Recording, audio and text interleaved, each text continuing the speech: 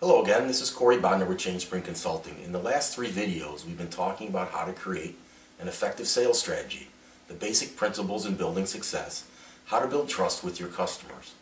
All of these areas of improvement take a lot of energy and commitment, with the most difficult being change. How do you deal with change? In today's fast-paced and highly competitive marketplace, it's crucial for both organizations and its people to be flexible enough to change in order to remain relevant. Change management has always been an issue of debate. How can we create suitable conditions for a successful change process? And what can we do to get through it? Most businesses have a revised or new plan or sales strategy developed every year. New goals, maybe even a new direction. It's at that time of year when we sit down and reflect on the year that was and start making plans for the year ahead. It's exactly like making our own personal New Year's resolution. Are you great at making New Year's resolutions, but somehow manage to fall short of actually accomplishing them? If so, you're not alone. According to a recent study, only 10% of those who make a list of resolutions manage to see it through. Perhaps it's time to stop doing what doesn't work and try something different.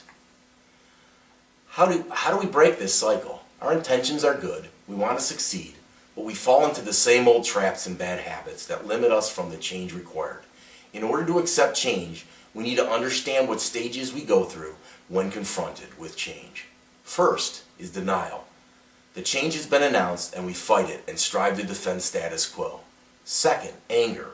This is when we realize we cannot possibly avoid the new organizational change. 3, insecurity. This is when our lack of self-esteem and chaos are the main highlights. How do we do this? I don't know where to begin. Dejection. By this stage we have realized we cannot have the old ways back, and we have no other choice but to let them go. The anger is now translated into fear. Acceptance. This happens when we finally acknowledge the fact that this change has to happen. And last is learning and development. This takes place when employees finally realize that this change could actually improve their upcoming prospects and decide to focus on efforts in absorbing it and moving forward. So why do we go through these stages? It's because our brains are wired to protect us, and we actually process the negative first. People have a built-in tendency to resist change.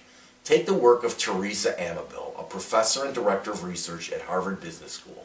She asked 238 professionals working on 26 different creative projects from different companies and industries to fill out a confidential daily diary over a number of months.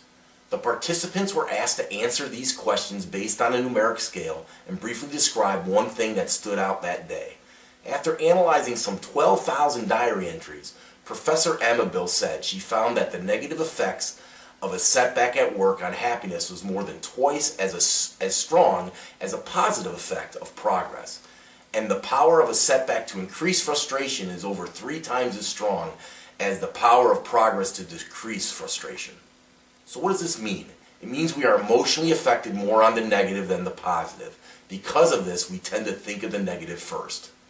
Another barrier we all struggle with is what I call the law of reversion. If left to our own devices, we will fall back into a certain belief or interest.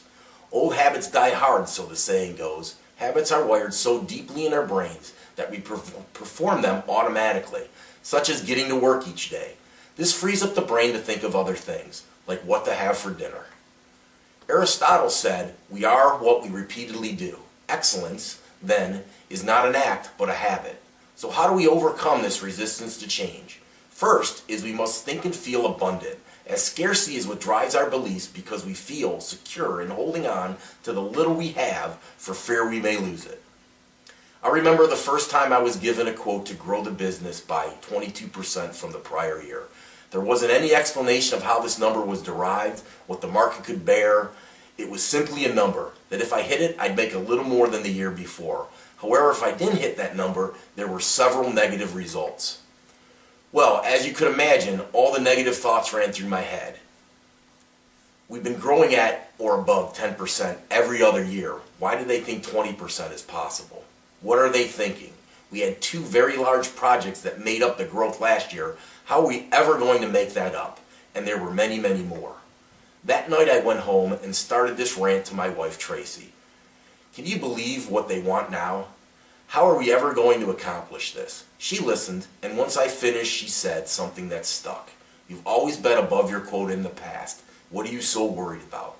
When I tried to explain, she stopped me and said, look, are you telling me there's not enough business to grow 20%? The answer was, of course, there was enough business to grow 20%. We did not have 80% or above the market. Taking what she said to heart, that night and through the next days, I mapped out a plan I felt would work to reach the goal and beyond. To make a long story short, I used the plan and execution strategies we've been discussing and grew 25% that year. This was not without issue. It was not without hard work and many, many setbacks. But I used Tracy's words as a reminder that there was more than enough business to grow 20%, and I was going to figure it out and get it.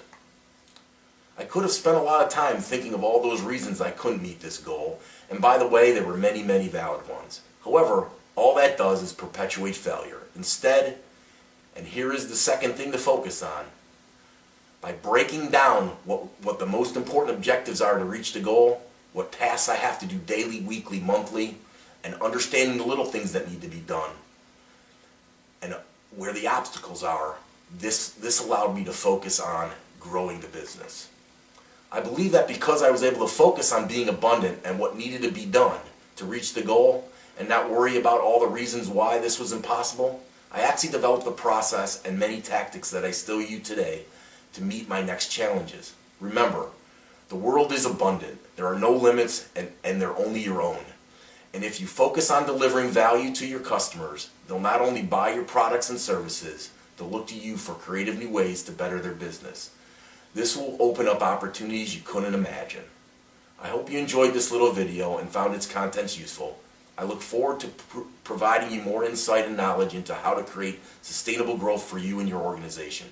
If you'd like us to help you or your organization with reaching your goals, please call me at 443-926-1277 or email me at corybodnar@changespring.com. I wish you success in all your endeavors. Thank you.